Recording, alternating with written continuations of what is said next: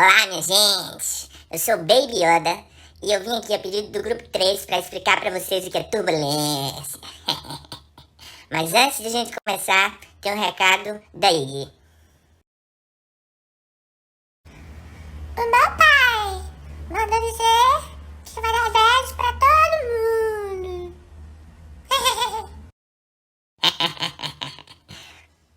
Vamos começar. O escoamento laminar possui linhas de correntes suaves, com um movimento bem ordenado. O fluido se move em camadas de lâminas, não há troca de matéria entre as lâminas, porque elas não colidem entre si. O escoamento turbulento é caracterizado pela alta desordem no seu movimento e pela flutuação na velocidade. Nesse escoamento existem os chamados vórtices, que parecem redemoinhos, que colidem entre si e vão gerando outros vórtices de forma totalmente aleatória. Mas a transição entre o escoamento laminar e o turbulento não se dá de forma abrupta. Há uma região em que os dois escoamentos coexistem, até que o escoamento fica totalmente turbulento.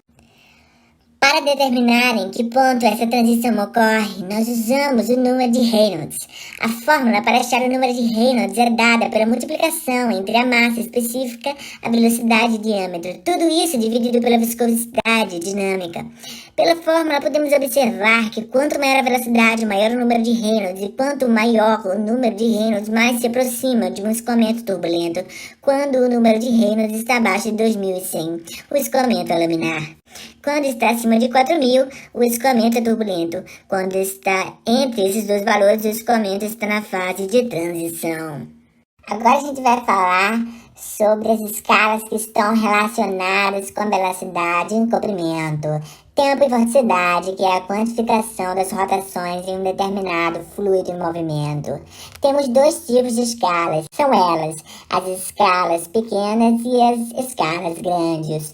Quanto maior o número de Reynolds, maior será a vorticidade dos turbilhões. Mas é válido ressaltar que essa vorticidade não é infinita. Quando para de injetar energia, ela passa rapidamente a se dissipar por meio das forças viscosas. Como característica para o fenômeno de turbulência acontecer, são necessárias as seguintes condições: ser rotacional, tridimensional, imprevisível, altamente dissipativa e possuir um alto número de Reynolds, juntamente com um largo espectro de energia. Se todas as características citadas anteriormente existirem, ao mesmo tempo temos turbulência. E a turbulência não acontece de maneira abrupta. Na verdade, na natureza, as coisas sempre acontecem de maneira fluida. Sempre há transições entre as mudanças. O fenômeno da turbulência não é diferente. Existem estruturas organizadas e instáveis e precedem o escoamento turbulento. A exemplo, podemos citar os escoamentos cisalhantes livres. Um desses escoamentos pode inclusive ser visto na atmosfera de nuvens, podem servir de marcador e tivermos sorte, vamos ver elas. E se tivermos sorte, vamos ver elas se ondulando. Esse fenômeno é chamado de camada de mistura. Demais exemplos de escoamentos cisalhantes livres temos os jatos e esteiras. Os jatos são classificados de acordo com a geometria que os forma. Serão os jatos redondos se possuírem orifício circular.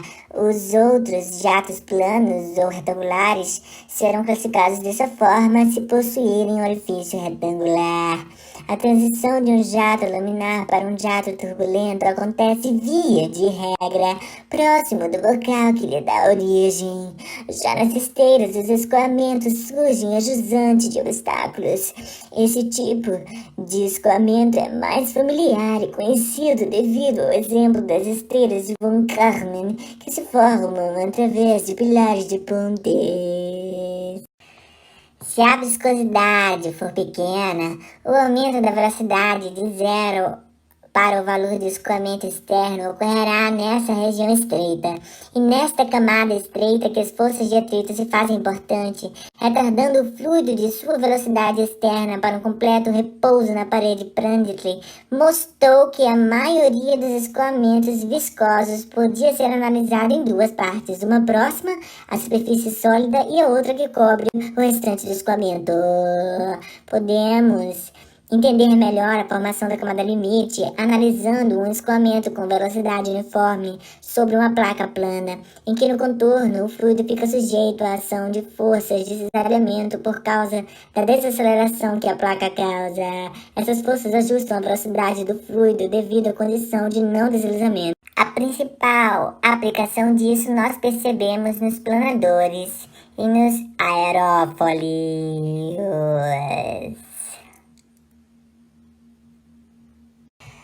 E para a maior parte das aplicações da engenharia, a previsão exata da posição e da fase de uma estrutura turbilionar não é o fato mais importante. O fator mais importante é ter uma boa predição do comportamento estatístico do sistema dinâmico. Os comportamentos dos sistemas dinâmicos eles podem ser imprevisíveis, mesmo sendo regidos por equações determinísticas. De fato, não é possível fornecer exatamente as mesmas condições iniciais dos experimentos, mas o comportamento estatístico dos sistemas dinâmicos eles independem dessas perturbações iniciais para a maior parte das aplicações práticas. Portanto, as ferramentas estatísticas de modelagem da turbulência são indispensáveis. É isso aí, minha gente. Obrigado pela atenção. Desculpa a minha descrição ruim. Finge que é interferência da chamada de vídeo aqui da galáxia. Cheiro.